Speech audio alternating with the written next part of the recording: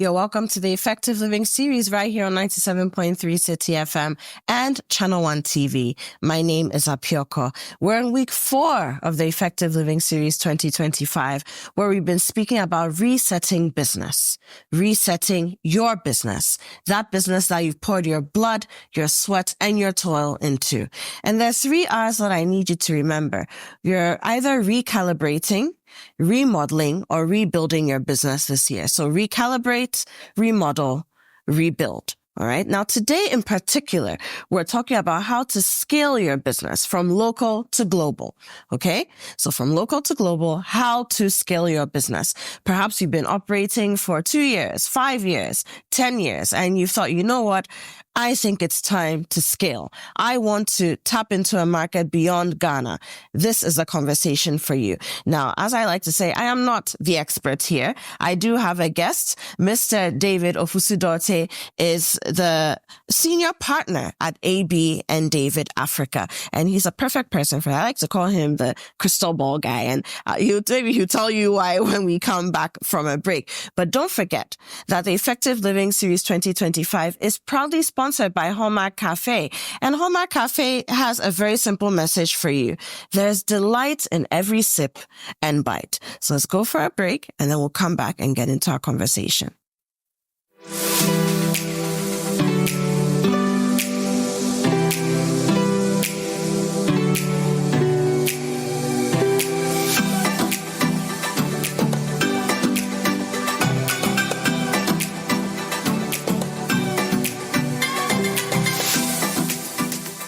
This is still the Effective Living series right here on 97.3 City FM and ChannelOne TV. My name is Apioko. If you're just joining us this week, during the Effective Living series, we've been talking about business, resetting business. And we're saying that in 2025, you're either going to recalibrate, remodel, or rebuild your business. Now, today in particular, we're looking at how you can move from local to global, how to scale your business. How do you do that? Where do you begin? What should you consider if you want to scale your business beyond the borders of Ghana? Now, my guest today is someone who really understands this topic, and he's ready for you. David Ofusu-Dorte is a senior partner at AB and David Africa. Hi, David. Hi. How are you doing? I'm good, and you? Good. I'm well. Happy New Year. Happy New Year to you as well. New Year. Thank you. So we're talking about business. In fact, the whole month we were talking about resetting, and we've spoken about resetting the individual, the mindset.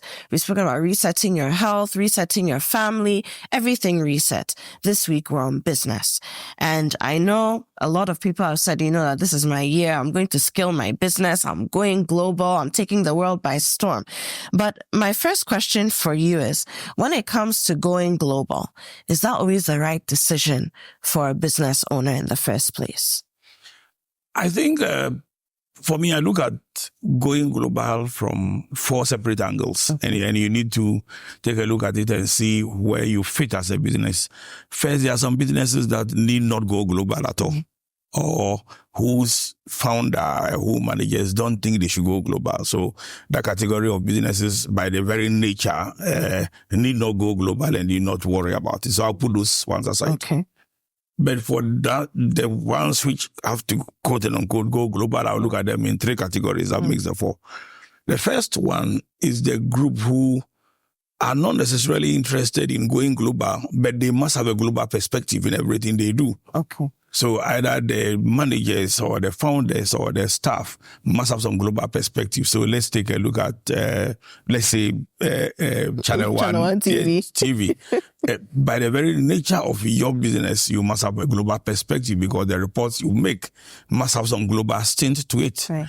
And then aside that, at times the product the business sells, and it's not only services, must be calibrated, to use your words, in a way that fits the global context. So, for example, if you were selling water and it doesn't meet the necessary pH level of WHO or the global standards, if somebody comes in here and he's drinking it, it's not going to meet the standard. So it's a global perspective without necessarily going global. Okay.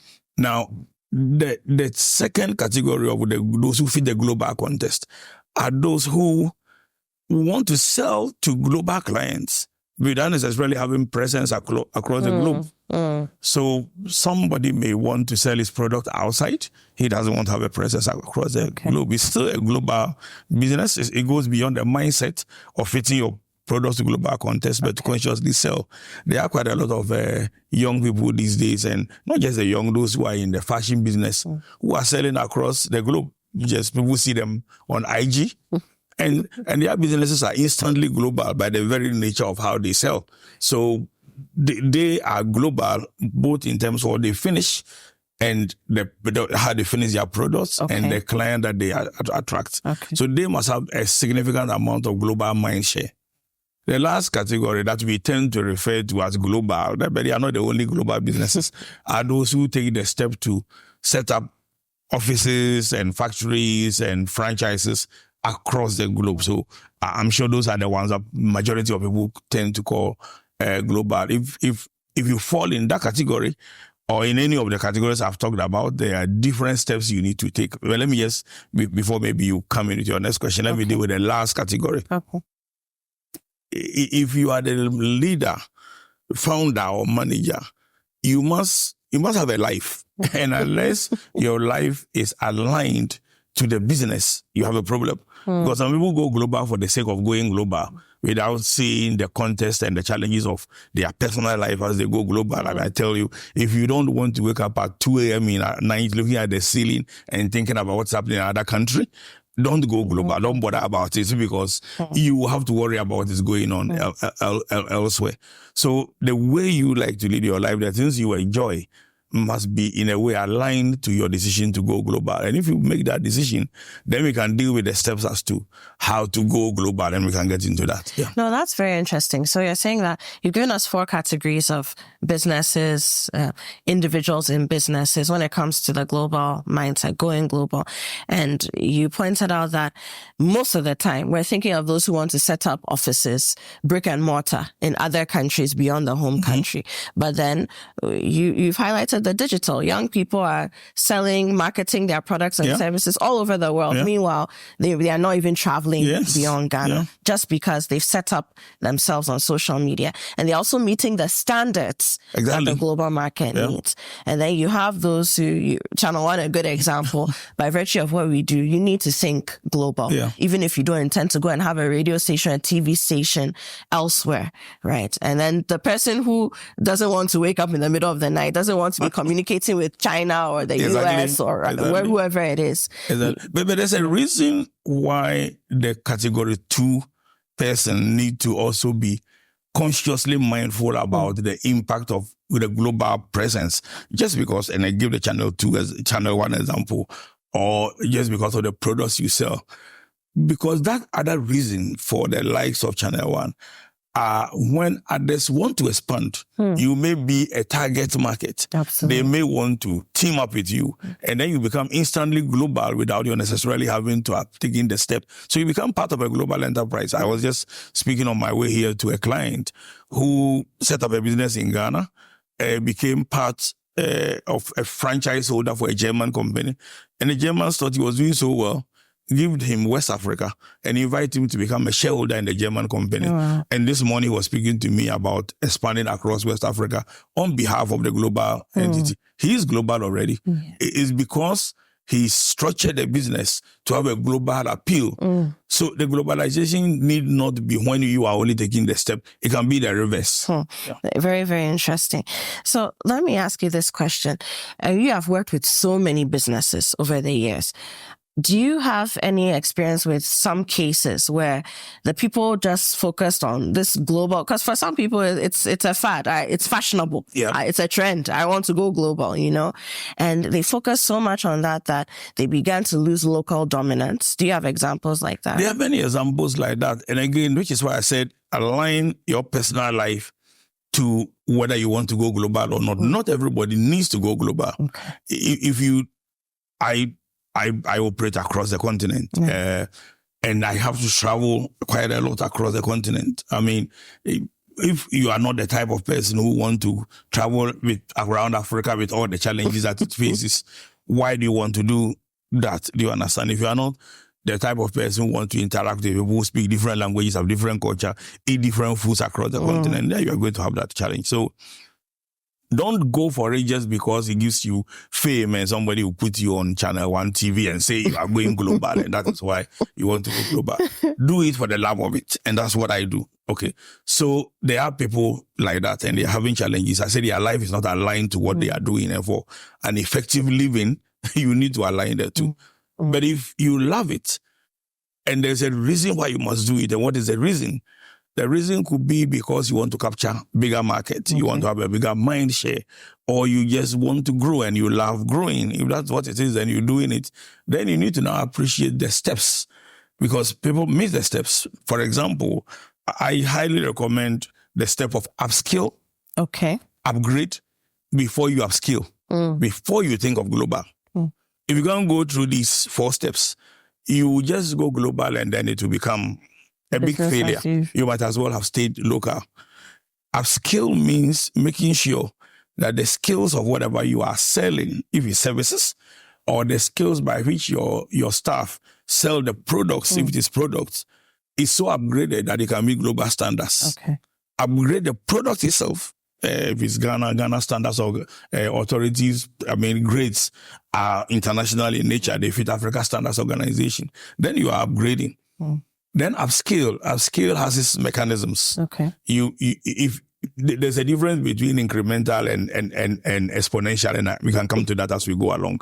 So let me pause on upskill for now. And then in your upskill, you now determine whether your upskill is limited to Ghana, regional, Africa, or across the continents, which makes you global. There are some enterprises who want to only bother about waking up in the morning and going to a shop. That's okay. It doesn't matter how much you upskill or upgrade. That's where you want to be. But if you want to upskill, then you are thinking, how many branches do I have? I'm helping one of our clients who is into the fast-moving consumer good business, think global, and I've been constantly pumping into her head that she's a billionaire in waiting. The skills of creating product lines that make you multiply 2,000 branches can make you a billionaire even in your own country. So it all depends on what it is that you want to do and what you are prepared for. What is it that you are ready to sacrifice? Because, again, let me go back. If you are not ready to wake up at 2 a.m., really, that's not the kind of thing for you to be doing. David, let's go for a quick break. And when we come back, we'll talk more about this local to global thing. And really, David has already dropped so many nuggets, and I hope people are taking notes. We'll be right back.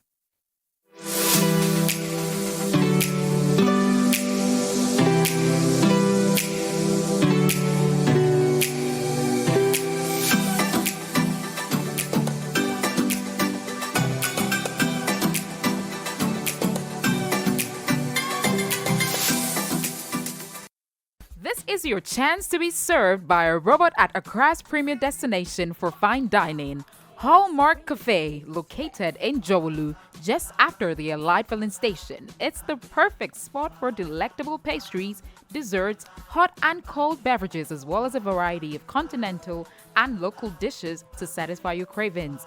Enjoy convenient staff lunch services, expert kitchen management, and outdoor event hosting. Here, simply press a button and your waitress will be at your table in no time. Visit Hallmark Cafe today and experience the future of fine dining. Call us now at 053-7344-095 to make your reservation. Hallmark Cafe. Delight in every sip and bite.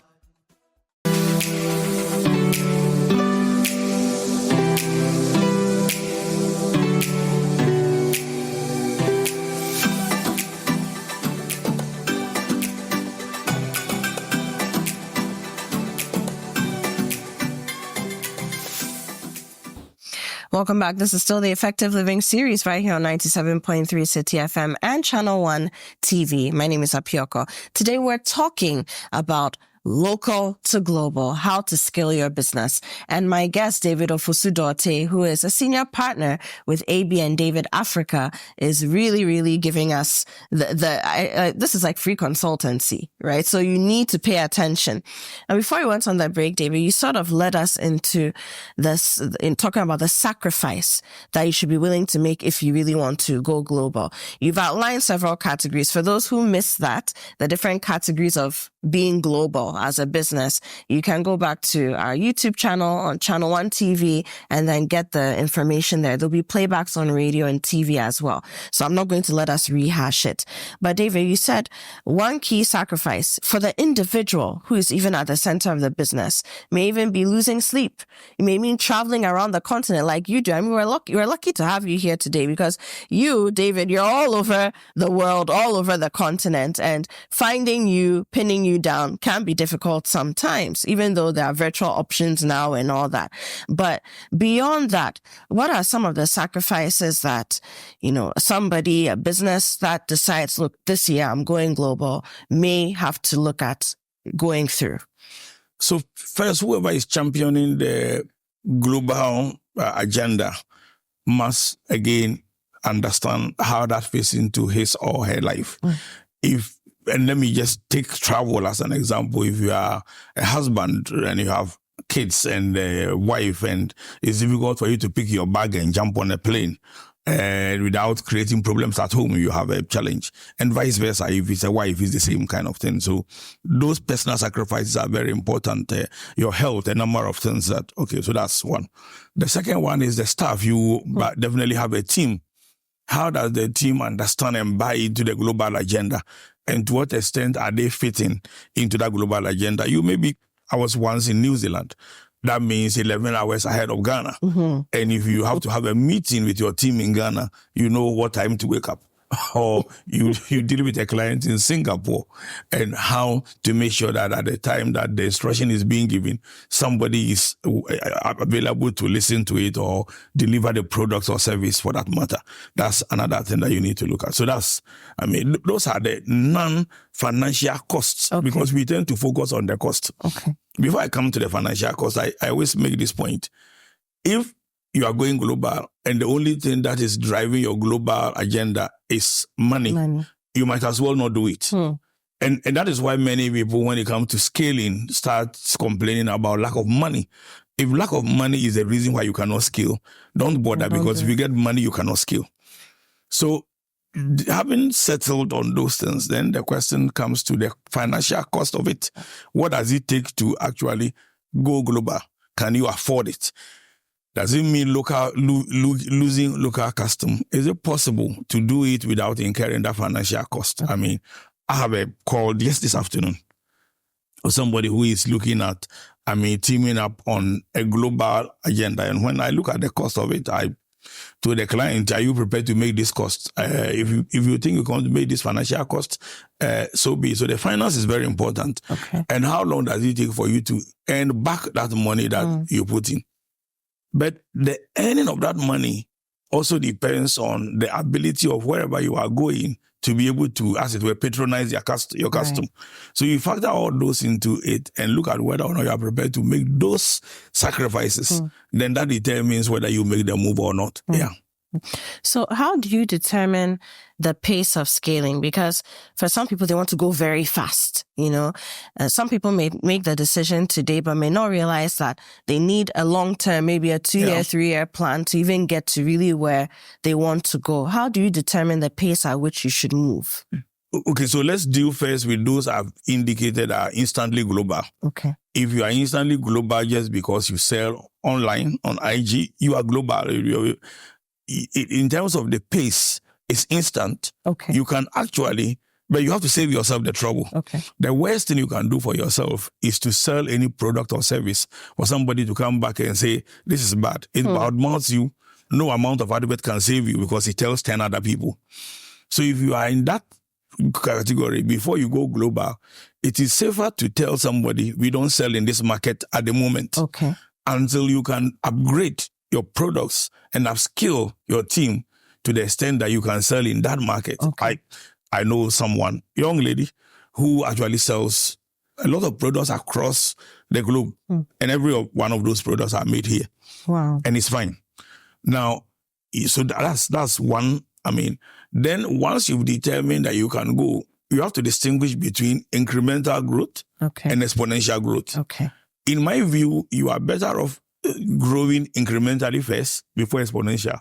So, for example, if you are opening physical branches and you are in Accra and you can have 2-3 shops and you don't have 2-3 shops in Accra, how are you managing the fact that somebody can steal money from the other shop? Or somebody will put his or her own products in that shop instead of yours. Right. If you haven't learned that skill, why do you want to go to Zambia or Uganda? Because it's a much bigger challenge that you will have. So if you grow organically or incrementally around you, it makes it easier when you are going bigger scale. Okay. Once you've learned those lessons, at times you go exponential in the sense that you can then team up with another group across the globe, in which case you become larger, for want of a better word, almost instantly. Okay. Then you will have solved a lot of problems and all that. So it all depends on what you use. I think there is what method you use. I think there is also some misconception that I find a lot when I talk to people about going global. Many people tend to think you go global by necessarily having physical presence. Now, you can actually collaborate with others and you franchise and then you go global. Okay. Or they just distribute your products without you having physical presence there. It's still also global. Okay. Okay. So you need to determine what works for your business model, your product or your service. Exactly. And then also look at whether you have grown organically or as you say, incrementally to address certain challenges. Never go global until you have, in my view, until you have first tested your local market. Okay. I mean, I spoke to a gentleman and I asked, why do you have one branch? I would have been very happy if he said, I'd like to have one branch. It's okay. It doesn't, no, I know everybody has to go big. But he said, they will steal my money. And I said, if that's the only reason you are not having branches, you have a problem. You have a problem. Because people will steal your money, all right, but you need to learn how they will not steal your money. Those guys who are so-called global giants had to overcome that problem. So we need to overcome those problems. Of course. Let's talk about what I like to call the silent competitors. You know, we are thinking of competition. You're thinking of other businesses that may sell a similar product, produce a similar product, have a similar service. But are there other things within industry, consumer behavior that a business owner should be thinking about apart from just, the next person also does dried fruits and is selling them? It depends on the business leader's mindset. And let me group business leaders when it comes to competition into two. Okay. I tend to belong to the second category generally. But the first category are those who compete. Okay. If you compete, you have 3 choices. You can compete properly in a very competitive, what they call the red ocean world, in which case you actually are looking at your neighbor and underpricing and out-marketing almost them. Every choice you make is dependent on what your neighbor or your competitor is doing. Yeah. Okay. You can do what is called co-compete. Okay. Co-compete simply means you are competitors, all right, but then you can work together. I mean, of late, as many people use what has become known as the third category, where they say market collaboration is the new marketing. So they come across. In fact, at the Crystal Ball event just last Thursday, we had a session called the Partnership of Rivals, where the argument we made to those who want to upscale is that rivals, especially across the continent, can collaborate and partner to be able to deliver big products. So these all belong to what I call the competition model. And there are those who belong to the second model, what I call the innovation model. I believe that in every business, there are enough unoccupied spaces for you to be able to occupy. Now, your method is to innovate, is to find out what else is nobody doing that you can innovate and do. And if you look across the globe, there are some things that it doesn't matter how packed and busy and bloody the competition is, nobody else is doing. They may be doing something, but you can tweak it a little. That changes it. As somebody said in a book, both bread and meat were around for a very long time until somebody said 1,000 years ago, let's cut the bread into two and put in meat and become sandwich. So you can always innovate. And if you innovate and occupy unoccupied spaces, you can go global in spaces that nobody else is competing. Competition will always catch up with you. There's no doubt about that. But if you are innovative enough, you always move a step ahead when the others are catching up. So my final question, when it comes to, a lot more brands are shifting towards storytelling to capture the mind, like you're saying. What's your take on that? Well, if storytelling is how they brand themselves, that is fine. I mean, as you and I know, brand is not necessarily tangible. Right. It's in the mind. It's the extent to which you are able to occupy the mind of the person to whom you are targeting. If the storytelling occupies that mind for you, it's fine. But remember, occupying the mind doesn't necessarily give you a customer. Right. If the customer remembers you only about jokes, then he may not necessarily buy your product. You are a joker in his mind, right? So your story should be told, if storytelling is your brand approach, should be told in a manner that reminds the customer when he makes the decision to buy that you are the person to buy from, or this is a product to buy from. Because remember, as you tell your story, somebody else is telling the story. And if, for example, you are buying online, you go on YouTube, 3 or 4 products are appealing to you at the same time. What makes the customer decide on which one? Storytelling, to me, is just one of the many things you need to do in order to be able to. What are a couple of key other things that you need to do if you want to make sure you capture the minds of your potential clients? Again, everything is context specific. In my view, you must be very customer centric. That, for me, is the most important thing. Customer centricity means that every single thing you do about your product or service is designed with the customer in mind. If you do that, it helps you. Now, this is a very difficult thing to do. It looks very simple. The ability to think from how the customer will think is very, very difficult. So you have to assume that you were the customer. What do you want? That's one. The other thing that you must remember is that customers don't necessarily always know what they want. As Ford said, if he had asked his customers, they would have told him they wanted faster horses instead of a car. Not so you arrive at that through 2 angles. First is what the customer wants from the customer's angle, and feel free to ask them. 2 is what it is that you can do to make the customer feel better, even if the customer doesn't want that.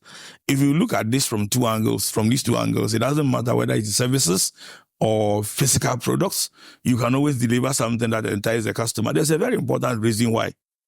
The human nature, by the way it's wired, is constantly looking for that which is better. And that is the reason why there is a principle that never allow the best to be the enemy of better. And let me explain why. Because it doesn't matter how perfect your product is. If somebody comes to the market with something better, the person is going to go for that. The customer is going to go for that which is better. So if you have something that is better than what is available, go right ahead and constantly try to improve it from the customer perspective. That's what I mean by customer centricity. Constantly try to improve your product or your service from the customer's perspective, being customer-centric. David, thank you. We need to bring you back because we haven't even fully exhausted this topic. I know there's so much that you have to share, but we'll have to wrap it up for now. David Ofosu-Dorotey is a senior partner with ABN David Africa. We've been talking about local to global, how to scale your business, and David has outlined many things. I'm sure that a lot of you who are listening who thought, I didn't even realize my business is already global, just by virtue of the fact that I'm selling on IG or on TikTok and people are already asking me to ship my product to them or are engaging me for my skills from wherever they are. And so he's given us a lot to think about, but bottom line, you need to be customer centric. I think that's a big takeaway from what he said. Customer centric. And that means that if your customer doesn't necessarily even need you to go global, then this conversation is not for you. If he or she does, then you need to figure out out which category of a business owner you are, and then start working towards that to be able to scale your business in that direction. My name is Apioko. This is the Effective Living series sponsored by Hallmark Cafe. And let me tell you, there's delight in every sip and bite with Hallmark.